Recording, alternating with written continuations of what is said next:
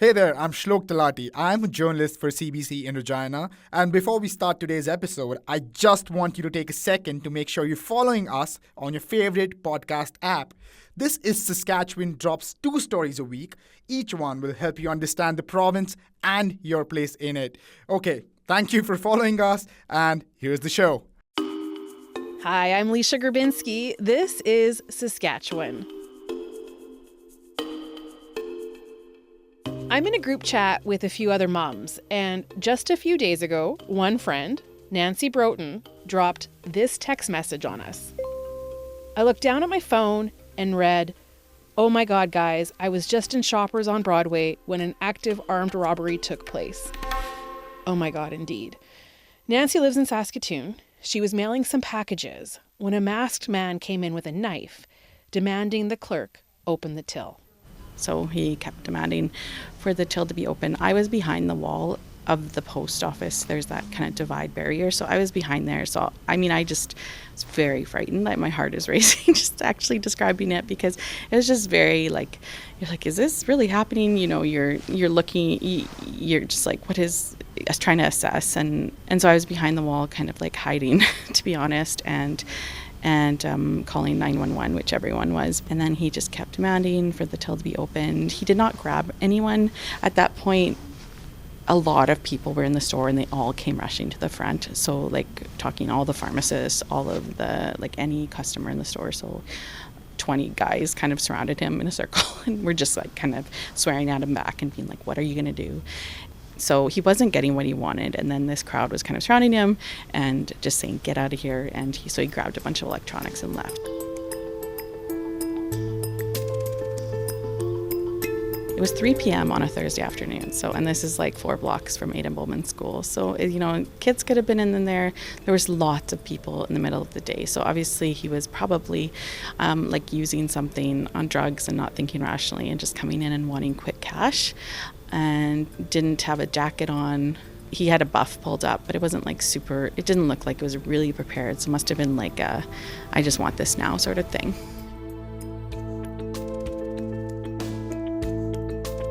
The criminal fled the scene and went on to rob another business before a police service dog was able to track him down a few blocks away. Police arrested the 27-year-old man and charged him with robbery and assault with a weapon. And how were you after?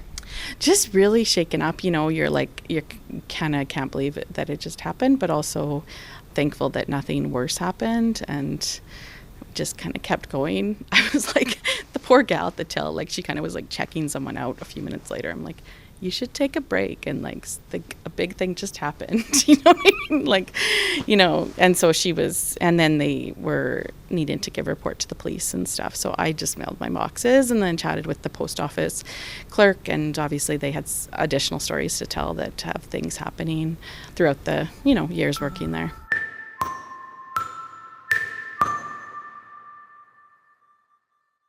There are lots of stories, because this kind of crime is happening a lot.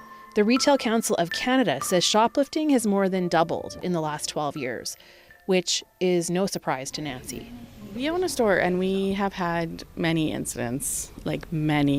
So we started our store downtown in the Old Farmers Market area on the square, and loved everything about the location, with the exception of how much theft there was. So we had, in 2.5 years, we were broken into 5 times in the night, or had windows and doors broken, lots of merchandise taken, lots of shoplifters. I just felt really uncomfortable with my staff.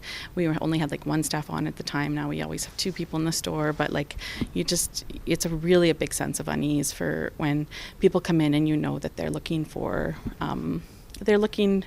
to not buy. So we've learned lots of tactics, and really our goal is to treat people with dignity and respect if they're coming in and we know that they are needing something. So we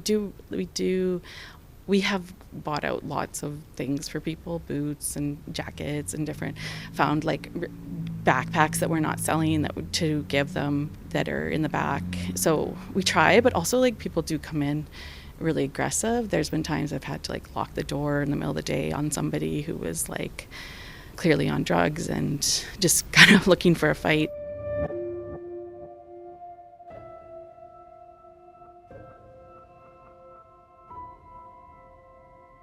This month, Saskatoon police officers are executing their third retail crime blitz. They do 4 of these short, intensive operations a year.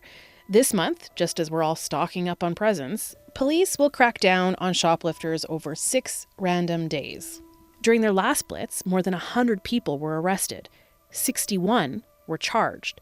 Sergeant Erica Weber laid it all out. We have people who are just hungry, who are stealing. But we also see it connected to organized crime and fencing operations. So basically shopping lists are sent out, items are stolen, they're sold for a lower dollar value, and then they're resold in different social marketplaces, buy and sells, pawn shops, and so forth. And it's lucrative. Lots of times it's fed by addiction. And, individuals looking for their next fix. I had an individual share with us the other day. He was in the height of his addiction when he got caught shoplifting in one of our blitzes. And he said, I saw the police. They were there. They were overt. They were there. I knew, but I was desperate. And he was sharing that he had a list of customers he grocery shopped for. And so he said, these are all people who have good jobs, but don't want to pay the full price of groceries. So he has a list of customers. He would go do their shopping and steal those items and then sell them for his next fix. And I think it really varies of the why behind it's happening, but we do know it's on the rise, and it's happening not just in Saskatoon, but across Canada, and the level of violence that is coinciding with retail crime is on the rise, which is the most unsettling piece. And what do you mean by that? The increase of weapons. So people being in possession of weapons, and the weapons we see if you look at the stats, it would be knives, would be like the top weapon individuals are in possession of in retail spaces when they're committing these crimes. Bear spray is another one, and we've seen that. It's been through the news. The other one is blunt instruments like clubs or baseball bats or things like that. And so this creates a public safety concern. This just isn't shoplifting anymore. It's public safety. And in some stores, you look at, a grocery store. When would you see this type of crime in a grocery store? When do people have to be fearful for their safety, or staff coming to work and feel safe? People wanting to shop in that store or needing to shop at that store because it's the only grocery store in that area, and not feeling safe doing that. And this is where we've seen such a shift in our city that this is why we need to focus more on retail crime. We ran the numbers from 2017. It's really done a marked increase in the past 3 years. Why? I think people have lots of theories as to the why. A rise post-COVID. We've seen a lot of trends increase post-COVID. I've heard, addictions are on the rise, and that's maybe the aftermath of that COVID period. We're in a recession. The cost of living has gone up. All these things.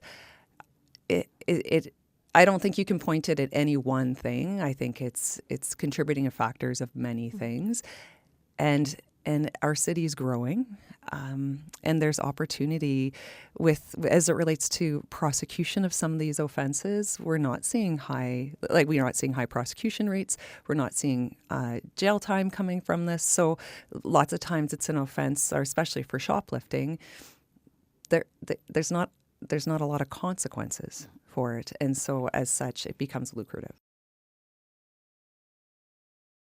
What other stories stand out to you?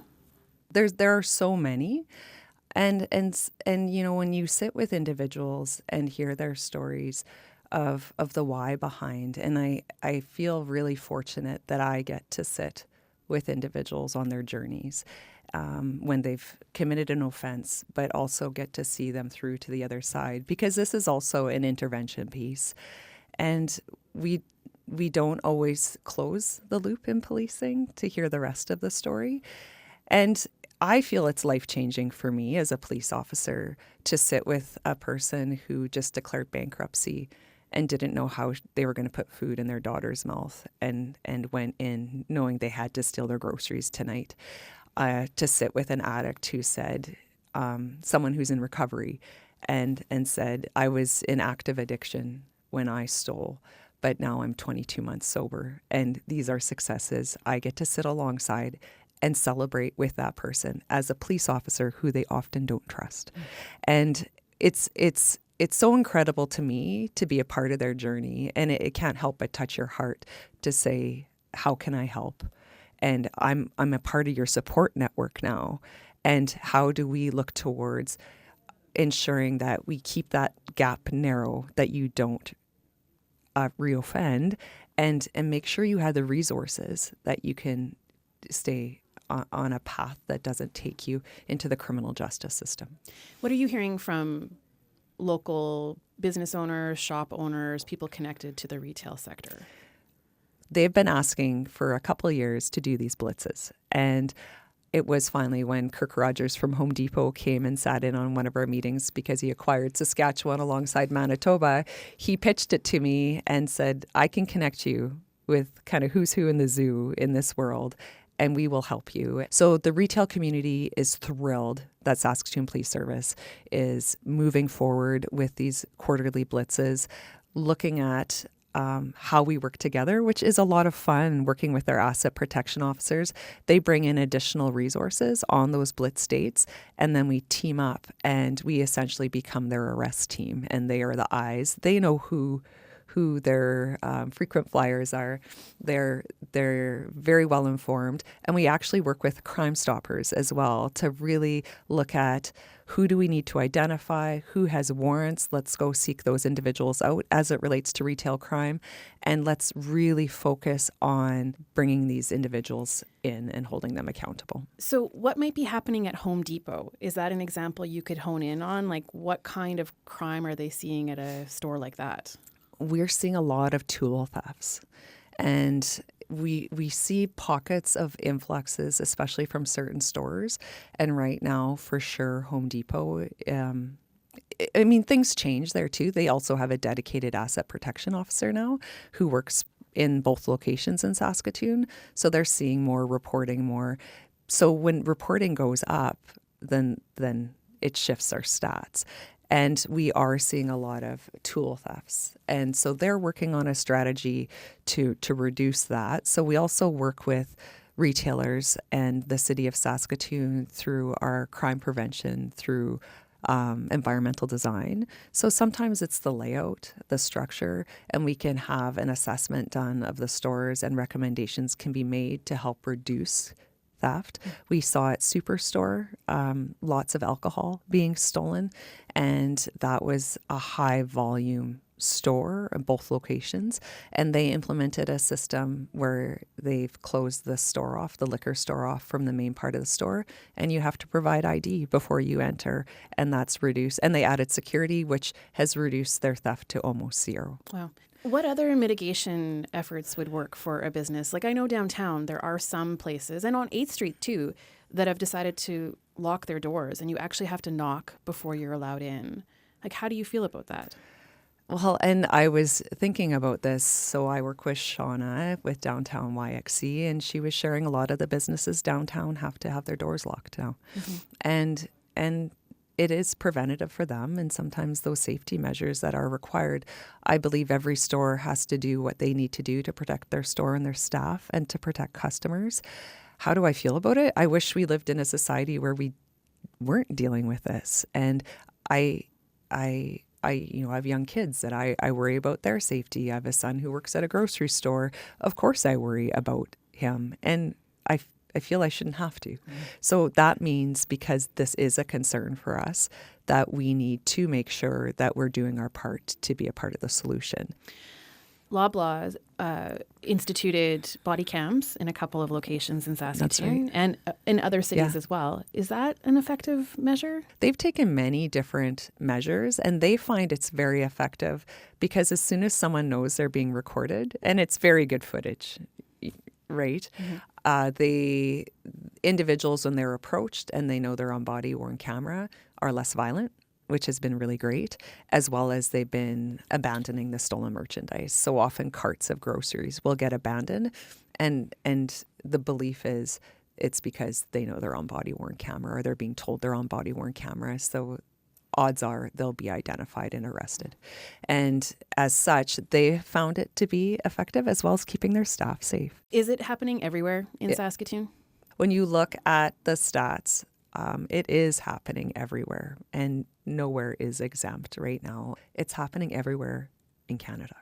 And sometimes we see it happening in the big cities. Like I remember over COVID in Vancouver, you would see, just people walking in and just like grabbing mass amounts of clothing from Lululemon and coming in and threatening people, and their faces aren't covered, and it's very overt, and you sometimes think, oh wow, that's a big city problem, and we are seeing big city problems in our city, which is seemingly small, but we are seeing those problems. Are we seeing that kind of brazen activity? Absolutely. Like, has anybody walked into Lululemon here and walked out with a load of stuff? Or we see people walking in and out of any store with just walking in and walking out, and when people try to stop them, like asset protection officers try to stop them, they don't care. They just keep walking. They're like, they don't care. Their faces aren't covered.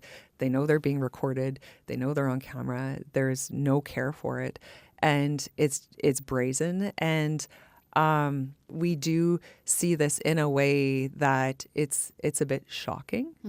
And the other piece is we just recently, probably weekly, are arresting prolific offenders on 19, 20, 30 different theft charges. Sometimes they're stealing twice in a day. And so something is feeding that. And I think that's what we need to get to the bottom of. And are the consequences enough? Like, what would be the consequence for that? And so we're able to, for certain areas where we could get stronger sentencing, is if we were able to connect some of this to trafficking in stolen merchandise, right? So if we could get to that point where we're saying, okay, these items are being stolen, and it's very organized, and this is how, or and who's involved, and then you're able to prove trafficking in stolen merchandise, that would have greater sentencing over a theft under charge for 19 offenses of theft under. But what we can look at is working with our prosecutors, which is really important, to say, hey, this is basically a case summary of all the files we have. Can you prosecute them together? And we're working with our prosecutors. We're addressing what the concerns are. Many of these individuals have conditions not to even be at these locations. So they're already on undertakings or probation orders where they're not supposed to be in these stores, and they keep returning. And so we are seeing stronger sentencing and lengthier jail times for individuals where you're able to put those cases all together and look at that history of what it looks like. And the mom who wanted to feed her daughter, for someone like that, what's the best approach to deal with that? For educating and saying, and this is what we sat with her, there are options where you don't have to steal. And so we have hampers you have access to. There's the food bank, right? There's different spaces where their food is accessible, and just making sure we're working with that family to work towards having that education, knowing where to go. There's shame attached to that and going into those spaces sometimes as well. And so empowering them, or even looking at like what other areas of need are there. So not only do you maybe not have food on your table, do you have an income coming in so you could eventually buy food, right? Or do you need to get on income assistance? What steps need to be taken that you can tend to your basic needs so that you can be healthier, and this doesn't have to be an option anymore. And on the other end of it, the business owners, do you have people who are just throwing up their hands and saying, I can't run a business anymore, like this is just getting too hard? Yeah, and it's devastating when you hear people not wanting to renew their leases because they just can't keep their doors open anymore, or they don't want to keep their doors open in certain areas of the city where small businesses are closing their doors because it's just Because there's a safety issue and a financial loss too. There's both. And then trying to staff businesses where people don't feel safe working, that's hard as well. So then you look at staff turnover, and on any employer, that's difficult to manage as well. And it's difficult to reassure them that it's safe when we know that's not to be true.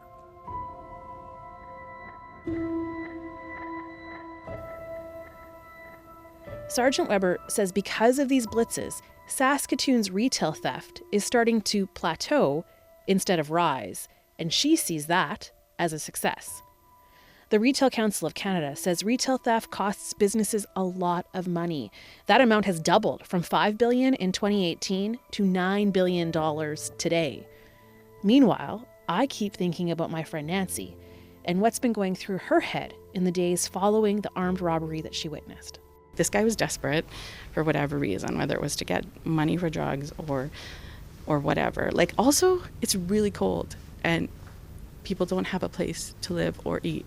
And there's like a correction center, like there's a jail that does feed and house you. Like, I know that sounds crazy, but that is also the reality. Like, that if he wasn't coming in violently, like so if it's you're not doing like a huge crime, maybe you are just looking for a warm place to sleep.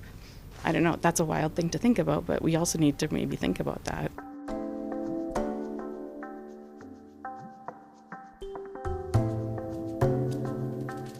Thanks for listening. If you feel like what you've heard is important and it gives you a better understanding of what we're dealing with in Saskatoon and in so many communities across the province, do us a favor and share this episode with a friend. You can also leave a review on your favorite podcast app. I'm Leisha Grabinski, and we'll talk to you again soon.